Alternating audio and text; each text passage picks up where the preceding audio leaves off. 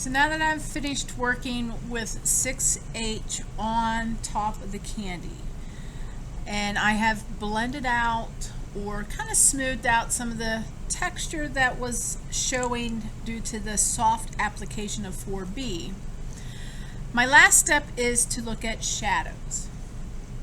I add the shadows last so that I'm not having a lot of pencil on my paper to smear around. Even with the protection of that extra sheet of paper under my hand, there's always a chance you might miss that paper with your hand that's resting on the drawing and smear. Now, when it comes to shadows, I like to start light, just like everything else. It's always easy to go and darken something. It's hard to lift pencil once it is on. So I am going to work with 6H at first to start establishing my values. Now let's take a look at my still life. So here it is, still attached to the card. And in this room there are multiple light sources. So what's going to happen is there are times where, we'll see if I can zoom in here one more. Oops, one too many there. There are, if I lower down the brightness, it's hard to pick up on camera here, but in person I'm seeing shadows out this way on my objects and out this way. So like the lollipop itself in my viewpoint has a shadow that casts off in this direction, and it has a shadow that casts out in this direction. That's because I have multiple light sources here in the room. It's just not one single light source here. There are, I believe we counted 9 lights in this room. They're staggered throughout the ceiling. So that will affect. Plus I have the large set of windows over here that's also going to produce light. So you will possibly see multiple shadows underneath your objects. And most of those shadows are a lighter gray. It's easier to see those shadows. You're also going to have your core shadow, your shadows that are darker. This is the shadow that is cast underneath the object. I can see underneath the objects a little bit more, and I see a bit more darkness. That is probably where I'll get into HB, and if needed, even 4B.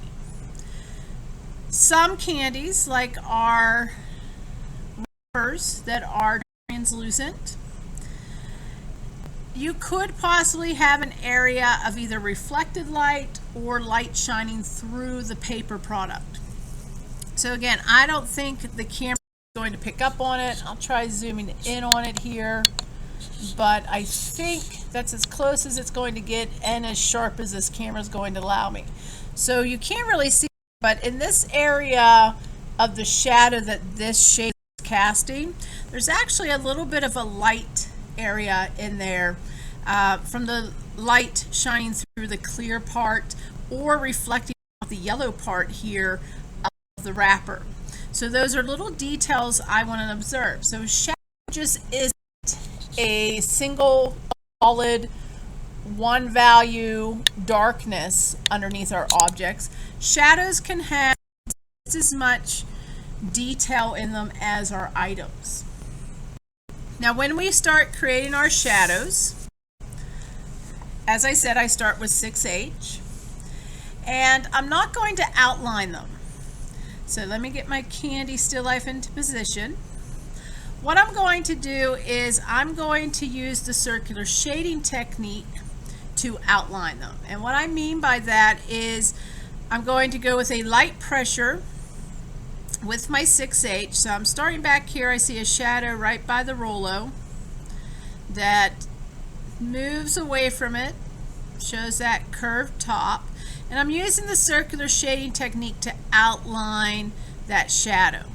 And the reason is, if I just draw a harsh line, it may be difficult to blend into my value changes that I am seeing. So by doing this, by creating that outline of the shadow shape with my circular shading technique, then when I start into the grays, it's going to blend it because I'm just going to fill it in with that circular shading. So I'm going to start in this section. I'm going to, again, keep light. I can always go and darken if I need to. And whether that darkening effect that when I need to go dark is with just more pressure with 6H, or if it is adding HB, that will be up to each individual piece. Each shadow, though very similar to each other, has its own value scale. So I do see that there is a little bit of reflected light. The Rollo there is a gold package. So I'm going to darken this up slightly in some areas. And then over near here, it's like right behind my lollipop, there's a lighter value here. And that is the gold wrapping reflecting here. So I'm going to leave that a little bit lighter. It's a lighter gray. I'm also noticing that there is a bit of a lighter value right next to the lollipop here. So I'm going to leave that lighter gray, and then I'm going to come in with a little bit heavier pressure of my 6H and fill in this gray.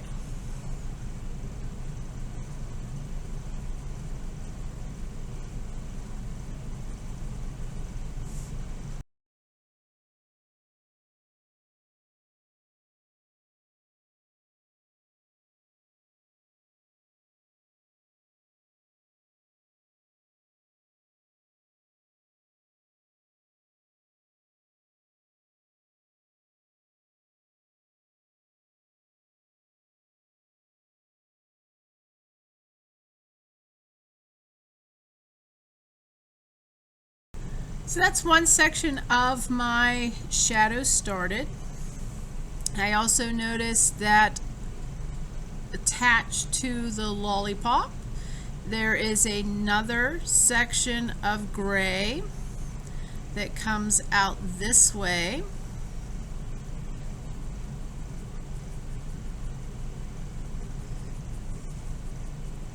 So I'm going to include it.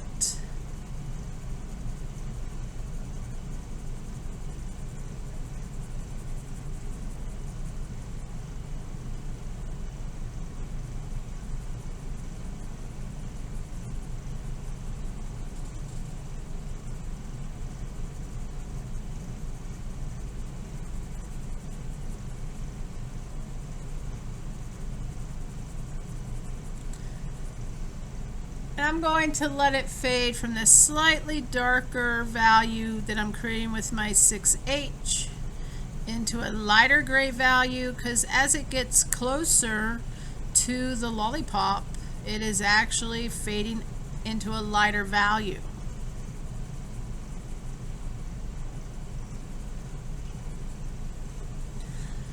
So that's the beginning of those ones. So my next step is, if I need to, I'm going to go into HB, and I'm going to start applying anything that's slightly darker. So this shadow over here is actually a little bit darker than this one.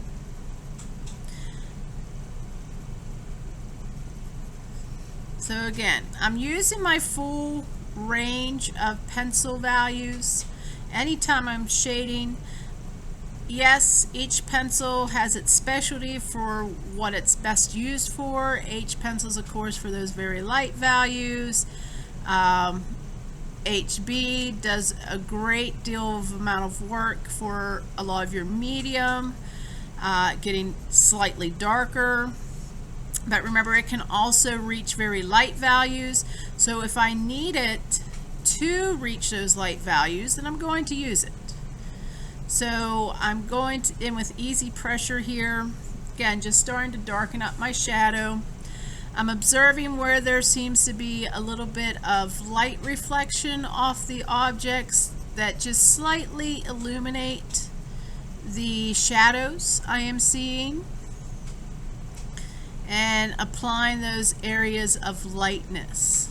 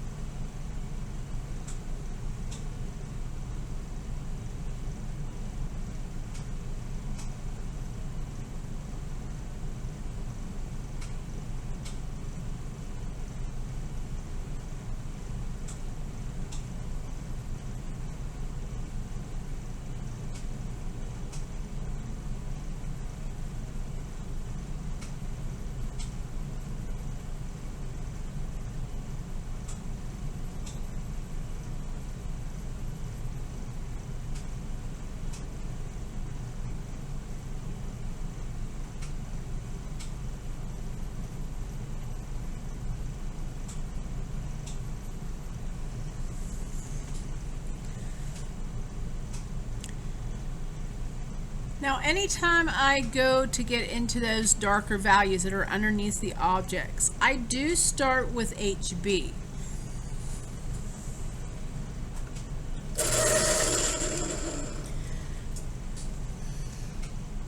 Again, I like to slowly add my darks in. It gives me more control over what I'm applying, where and when. So over here, I have a little peak of a darker value. So again, I'm going to first start with a little bit of lighter pressure, do that circular shading to kind of outline the shape of it, and then I'm going to come in and feel.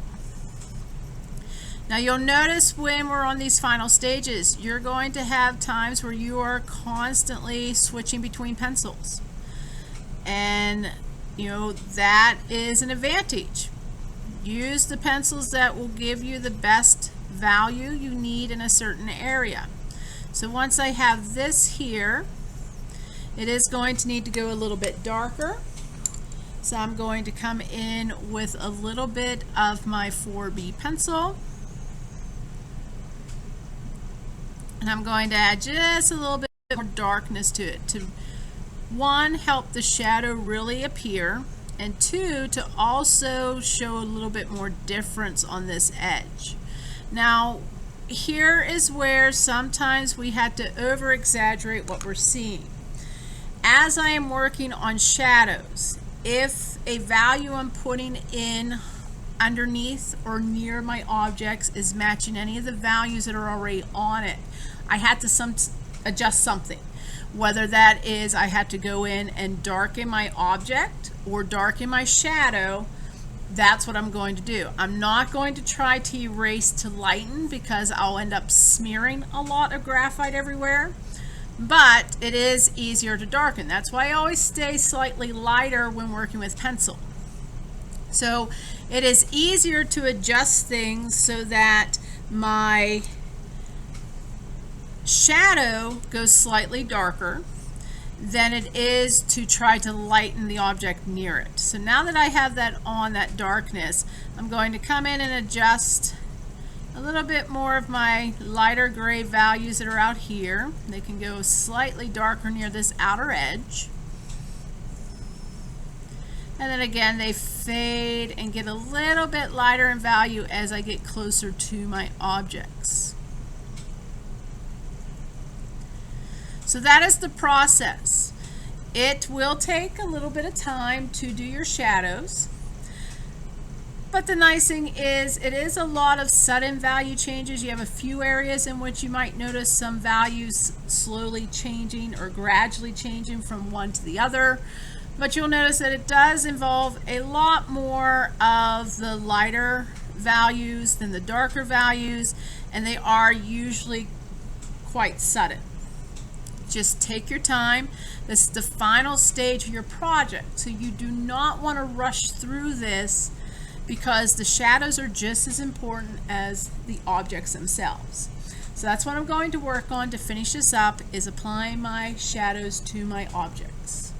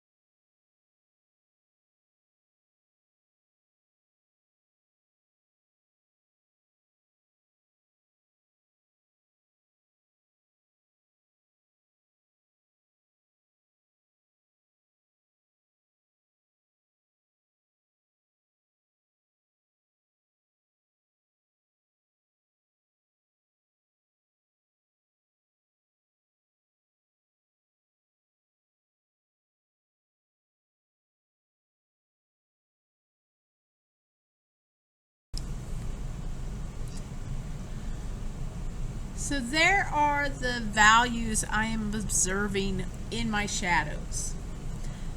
After I have applied these shadows, I'm just going to take a few seconds, maybe a couple minutes, to kind of look back and forth between my still life and this, adjust any last things I need to adjust, and then I'm done.